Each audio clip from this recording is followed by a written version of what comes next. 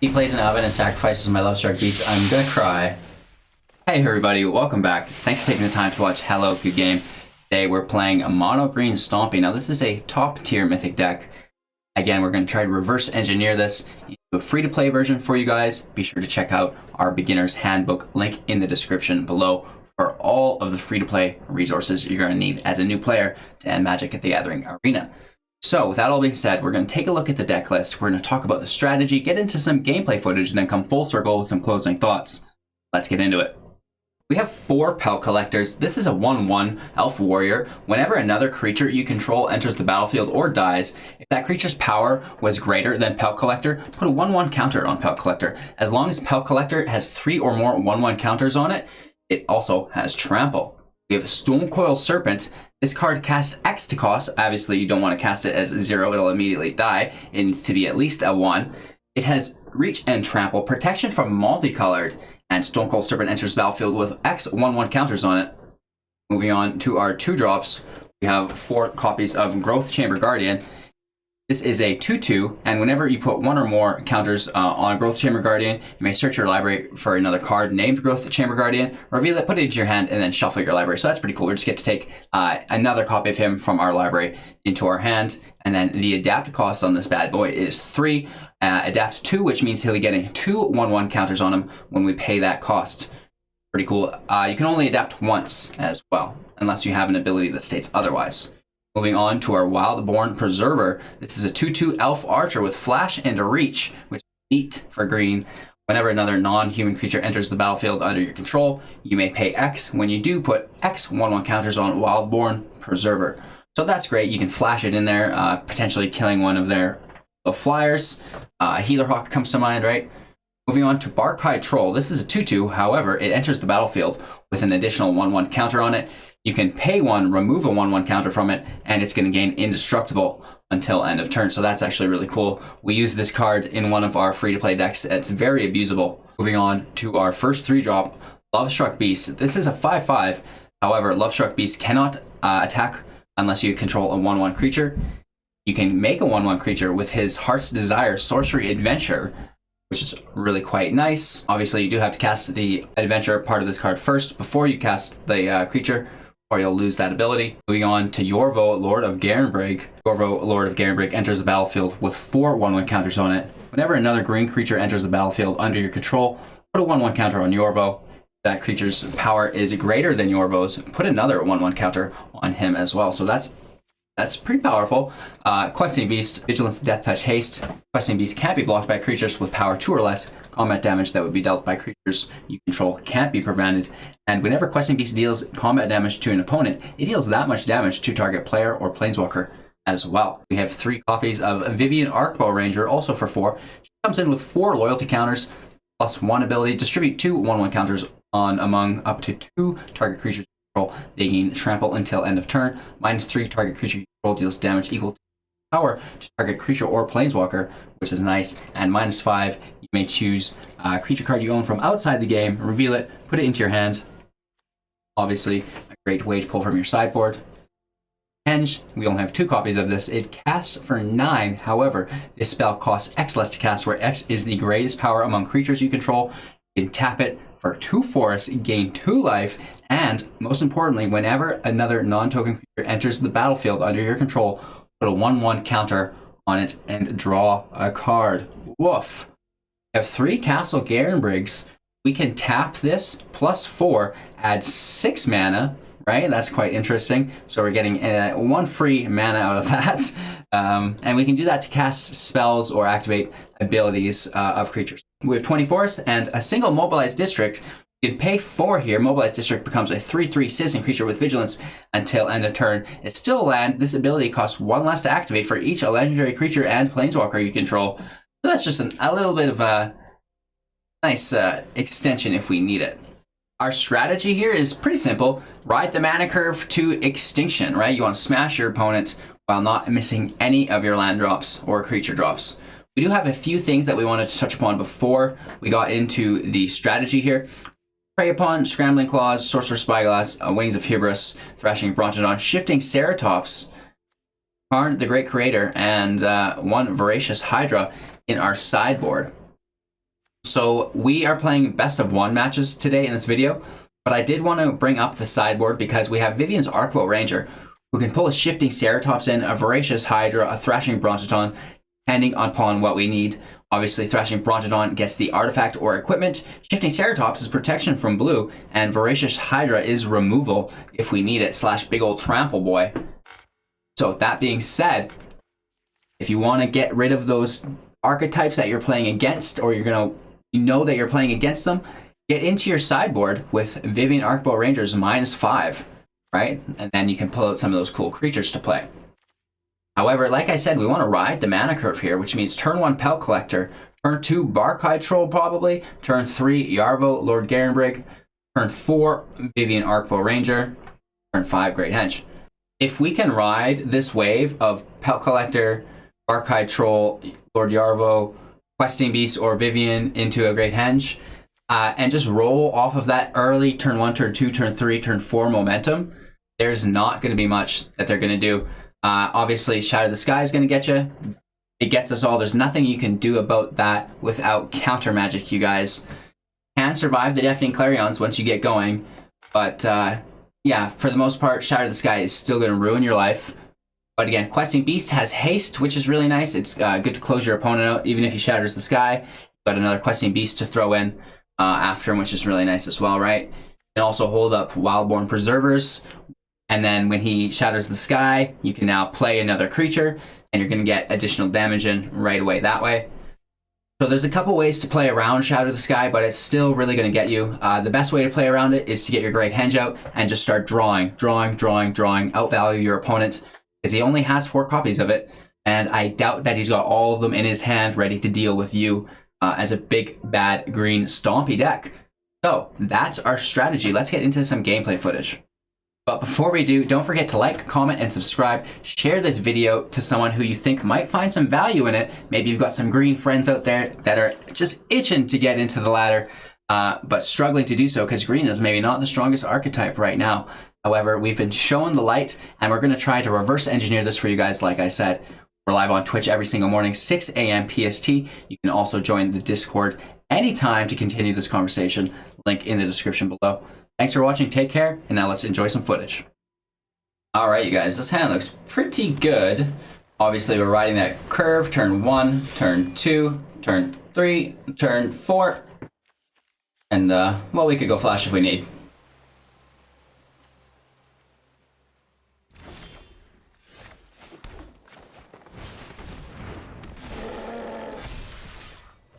Absolutely perfect riding of this mana curve. Wow. Loving it. Opponent is playing Form of Flash. Ooh, adventure.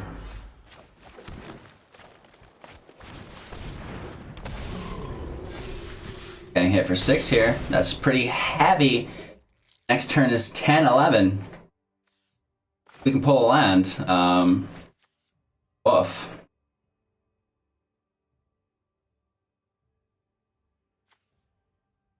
I believe if we pull a land, it's lethal because we get to put 2 counters. So we're sitting at 10, 11, 12 if we pull a land. Land, no counter.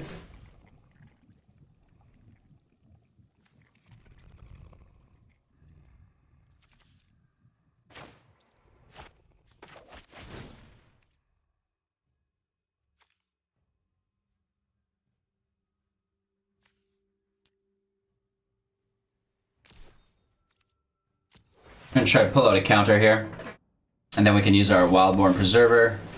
Nothing. We can power up our Yarvo with this.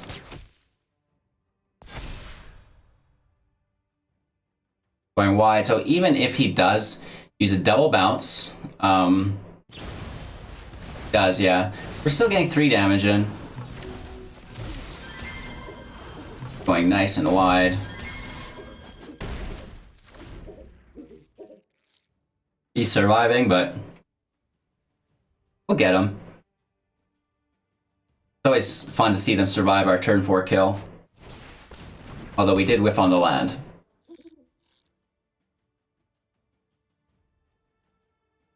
An eyelash in my mouth somehow. Maybe an eyebrow, who knows. It takes the draw.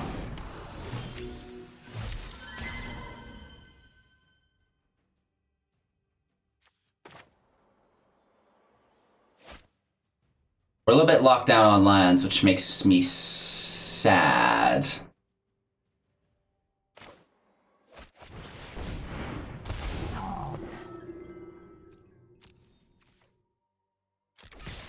Let's slam in. Right, he doesn't want to block with his Innkeeper, that's for sure. Brazen Borrower cannot block. He is also down to 1 now. Does have red. Yarvo's a little strong. Doesn't have any white for a Clarion. There's a Clover, he needs another Borrower. Oh, another Clover, that's game.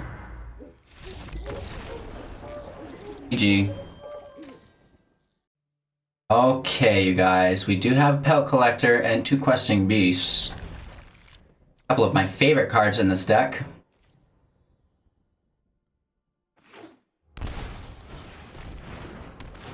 More Rakdos Sacrifice, gotta love it.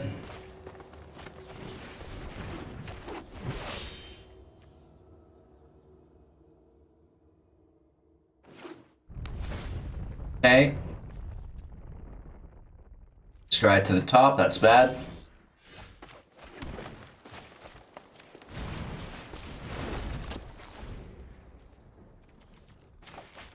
Play our Lovestruck Beast next turn. That's so bad.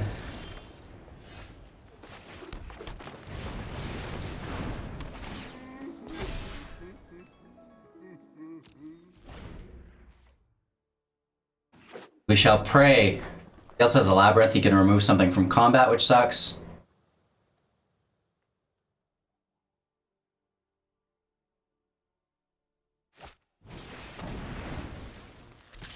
Does he have an Oven? He plays an Oven and sacrifices my Lovestruck Beast. I'm gonna cry. No, we get to keep it.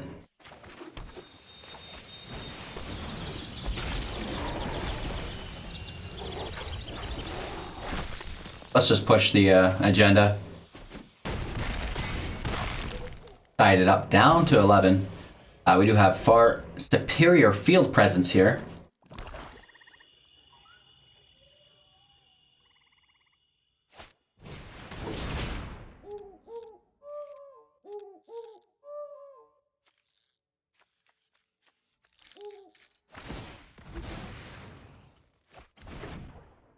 I guess we should have sacked that. Gets the attacks in. I was thinking just replaying.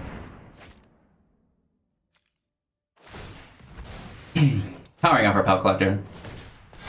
Primary objective here. We have another Questing Beast, so we're still hitting for a huge amount of damage here.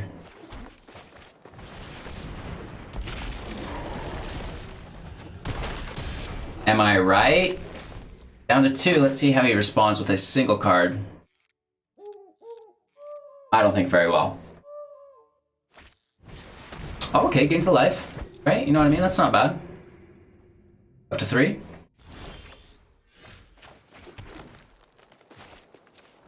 Go as wide as we can.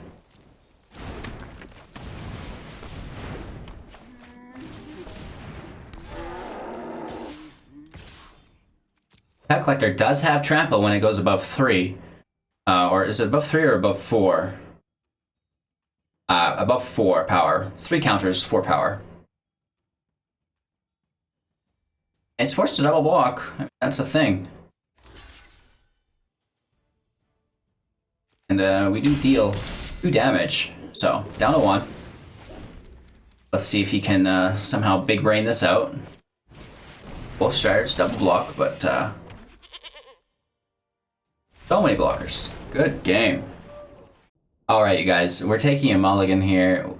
1 land's not gonna cut it. 2 land barely cuts it, let's be honest. Oh my god.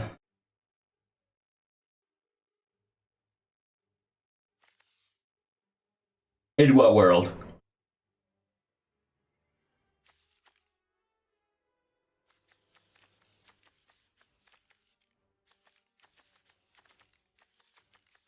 I'm yet to find where these Stonecoil Serpents fit in other than making a new 1/1 for your Lovestruck Beast. I guess the protection from multicolor is incredibly important. Some matches.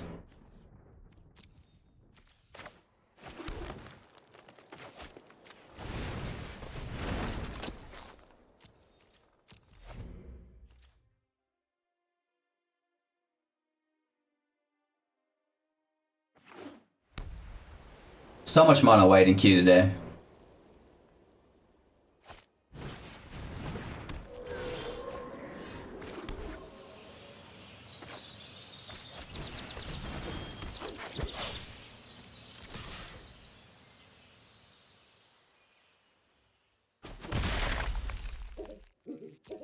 He takes it.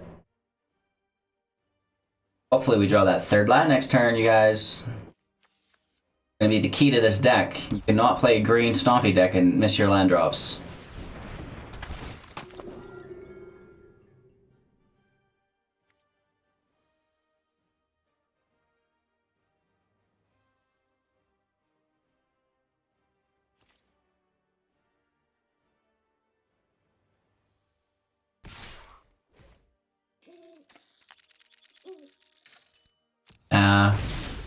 Cannot lose our Pal Collector.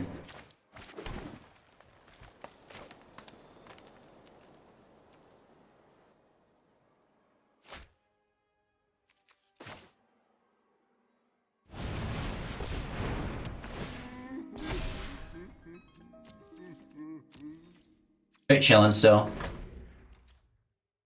Sucks that he's got a 1-1 and a 2-2 that's somehow stopping us. I want to be killing him by turn 4, not starting on turn 4.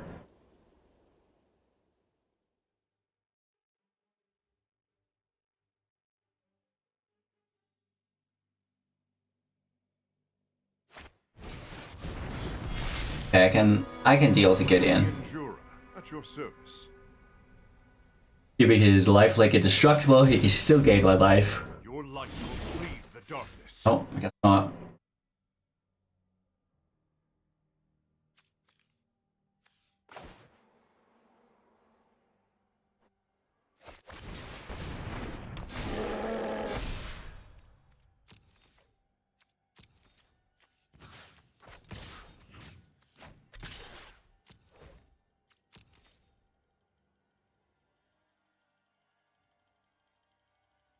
Alrighty. See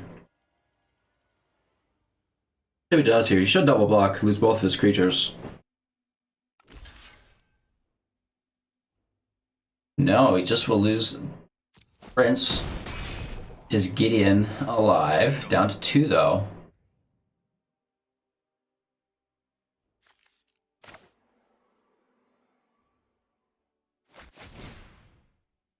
I'm not worried about removal on our troll. He's much better off to deal with the Lovestruck Beast. We're just going to put our Stone Cold Serpent in the field, go a little wide, right? That's going to shut down a Healer Hawk if it does enter the fray.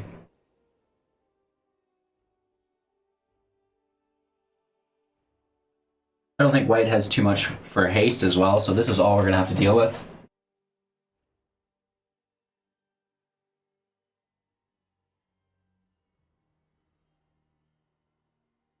Alrighty. Other life's bounty, okay. Okay. More protection from a chosen color.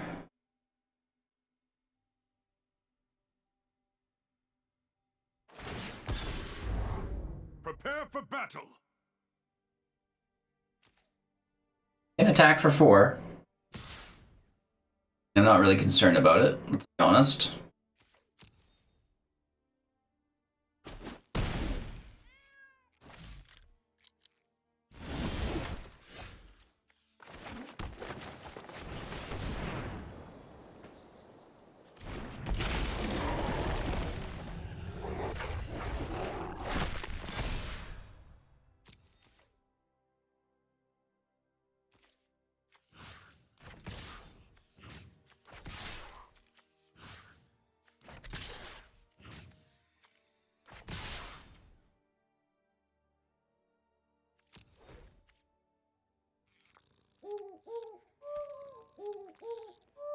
I'm calling it.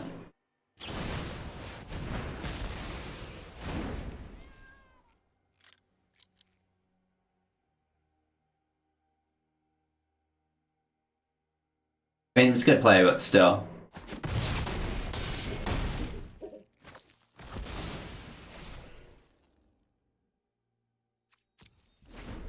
Both at 15. These 3 cards available to him with 4 mana. Another Giant Killer. Oh. Plays it as the creature, sure. Then Lyndon taps himself out. Really needs an Ajani.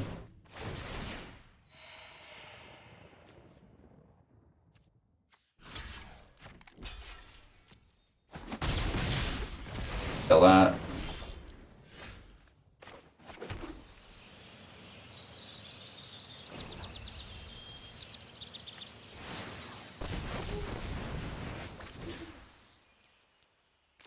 Play our Castle Garenbrig into a 6/6, lobbing it, and then let's slam in again for 13 this time. We trade with our Barkhide Troll if he wants. Sorry about the phone. It is meditation timing. I used to do that at this time. Oh, actually, in half an hour, it's reminding me. I'll silence my phone though. My apologies. When it's down to 6, we are still at 14. Daxos will allow it.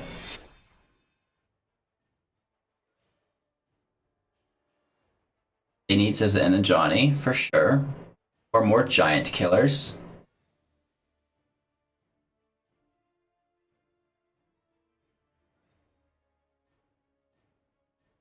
Huh? What's he gonna do? Oh, Atomic. Kind of a dud. Let's be honest, doesn't do enough. 6/6 can kill anything that attacks.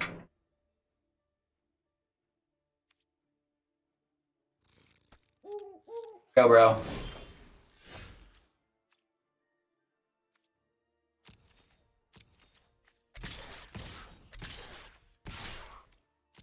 Smash.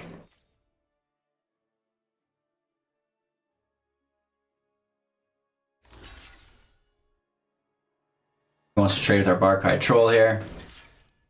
Stopping the 6/6 damage. Life's Bounty dies.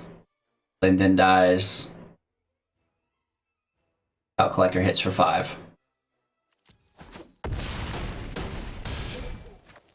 2. We lose 1. He loses 2. He'll gain, of course, a couple life here from Daxos.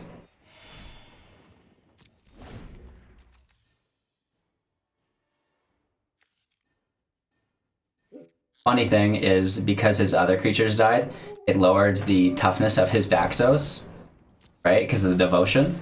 So that's something to make sure you look out for, right?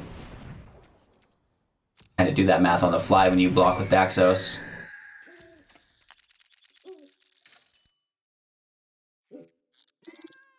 Good game. We have a 6/6 with trample and a 5/5 with trample. That's gonna be enough. All right, you guys. That was Mono Green Stompy. It did all right. I mean, again, we kind of got owned by removal sometimes, but it was powerful. It did its job. It is what it is. It's like any deck. You need that ideal draw. You can't win every single match. It's a numbers game. You have to put in 100 matches to really even find your correct ratio. So again, this is one of my favorite archetypes when I first started playing Magic was mono green, and then I went to mono red. And then I did learn a little bit about mono white and mono blue. And it's only been recently, maybe in the last 3 to 4 years, that I've been able to grasp and started playing enough to really get into the multicolor and triple color decks. So, thanks for watching, you guys. We're going to reverse engineer this deck into a free-to-play version for you guys. Don't forget to check out the beginner's handbook in the description below. We're live on Twitch every single morning, 6 a.m. PST. Make sure to also join the Discord if you'd like to continue this conversation. You have any questions, suggestions, anything like that. We'd love to hear them, and we'd love to converse with you. Again, thank you for your time and attention. Have a great day. If you liked today's video, be sure to check out some of our other content. We built playlists for our guides for beginners, and then we also have our greatest hits, which is a collection of our most popular videos. You can also subscribe if you're interested in winning up to 500,000 gems. So do that, tap that like button, send this out to a friend who you think might be interested in it as well, and have a great day.